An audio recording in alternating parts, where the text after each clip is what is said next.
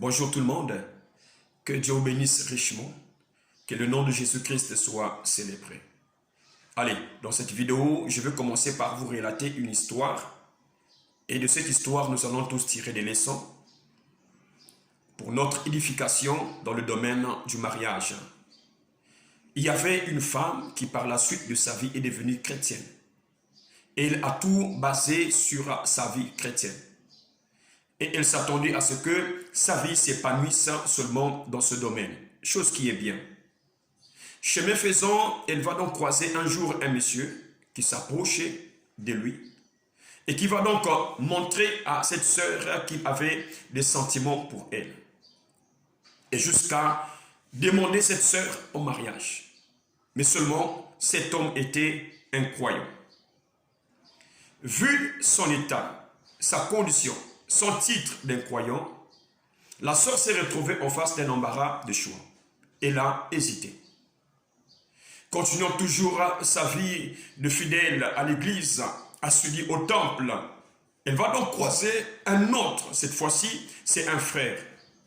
Ce frère va aussi demander la sœur au mariage. La sœur va donc raisonner en disant, tiens, je pense que cette fois-ci, ça peut aller, parce que c'est un frère, nous sommes dans la même église, nous croyons la même parole, nous avons le même pasteur. La sœur s'est engagée, le mariage a été célébré, et les deux se sont retrouvés dans la même maison. Ils ont eu 2 enfants, et après ces 2 enfants, le foyer a basculé. Le couple s'est retrouvé à terre. Il n'y avait plus d'harmonie, plus rien qui pouvait attirer cette femme ou cet homme. Monsieur s'est retrouvé dehors avec un autre foyer, une femme dehors, et avec des enfants. Jusqu'à un jour, il a décidé de partir définitivement en désertant sa propre maison, laissant sa femme et les enfants. Les réconciliations ont été menées par les hommes de Dieu, mais cela a été soldé par un échec. Voilà comment cet homme définitivement s'est séparé de sa femme et de ses enfants au profit du 2e foyer. Dans cette condition, la sœur a donc regagné le toit parental pour une nouvelle vie, mais avec un grand choc. Cet homme ne venait plus à l'église, mais la sœur a continué à suivre le Seigneur. Arrivé un moment, monsieur est allé jusqu'au tribunal pour le divorce. Le divorce a été prononcé. Des années après, cet homme est mort. Et la sœur était toujours en train de supporter ce poids, cette blessure, et de continuer à vivre sa nouvelle vie. Un jour, elle va donc se croiser avec l'incroyant d'autrefois. Et l'incroyant est surpris de croiser cette dernière.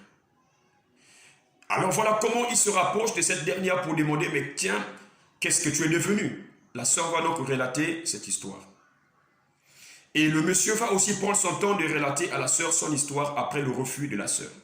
C'était quelle histoire? C'est que ce refus avait complètement fermé la porte du cœur de ce frère face à toute femme, parce que pour lui, la femme de sa vie, c'était cette sœur. Et puisqu'elle avait refusé, l'homme ne sentait plus le désir d'aller vers une autre femme. Il a donc préféré mener sa vie comme ça. Parce qu'il ne trouvait pas de plaisir ailleurs, sinon que vers cette femme, malheureusement, qui était devenue la femme d'un autre. La femme ou la sœur va donc apprendre cette histoire, et comme un ajout, cet homme est devenu chrétien il y a de cela beaucoup des années. Et même un serviteur de Dieu. Alors, cet homme va dire à la femme, j'ai toujours ce désir et voici encore ma demande. Cette fois-ci, la sœur ne réfléchit pas, elle accepte de se retrouver avec cet homme.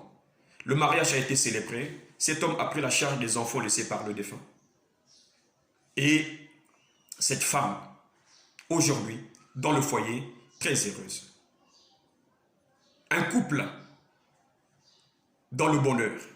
Les problèmes ne manquent pas, mais l'harmonie y est. Voici donc notre histoire. Quelle est la leçon que vous tirez de cette histoire? Il y en a plusieurs leçons. j'ai aussi tiré quelques leçons que je voudrais partager avec vous. La première leçon va donc tourner autour de ce qui a fait que la sœur commette cette erreur. Pourquoi la sœur a eu à commettre cette erreur? C'est parce que la sœur s'était trompée sur les titres. C'est disons que puisque c'est un croyant, alors je serai heureuse. Puisque c'est un incroyant, je ne vois pas comment je serai heureuse. Écoutez, la sœur a préféré se marier avec un chrétien parce que là, il y avait plusieurs chances d'être heureux dans le foyer. Mais seulement ce qu'elle a croisé a changé sa manière de voir. Je voudrais vous dire que le mariage chrétien ne nous garantit pas que nous serons un couple heureux. Le mariage chrétien n'est pas une garantie d'un foyer stable. Vous devez ôter cela dans votre tête. L'unique garantie d'un foyer stable, c'est l'amour. Et vous allez me dire, cet homme qui a pris cette femme en mariage en mettant son argent en jeu, partant vers les parents, mariage coutumier et tout, est-ce qu'il n'avait pas de l'amour pour cette femme? Oui, il avait de l'amour pour cette femme, mais quel genre d'amour? Vous devez retenir qu'en matière de mariage, la chose la plus difficile à tester, c'est l'amour. Quelqu'un peut s'engager dans votre maison ou dans votre foyer avec un amour, mais un faux amour. Attention, ouvrez les yeux. Le mariage chrétien n'est pas une garantie. Le titre de chrétien ou de chrétien n'est pas une garantie qu'on est en face de la bonne personne. Voici cette histoire. Et les vidéos qui vont venir viendront pour répondre à vos questions parce qu'il y a beaucoup de questions sur comment savoir si il m'aime ou elle m'aime. Cela viendra. Mais de cette histoire, tout ce que vous avez eu à tirer comme leçon, mettez cela dans les commentaires. Que Dieu vous bénisse richement.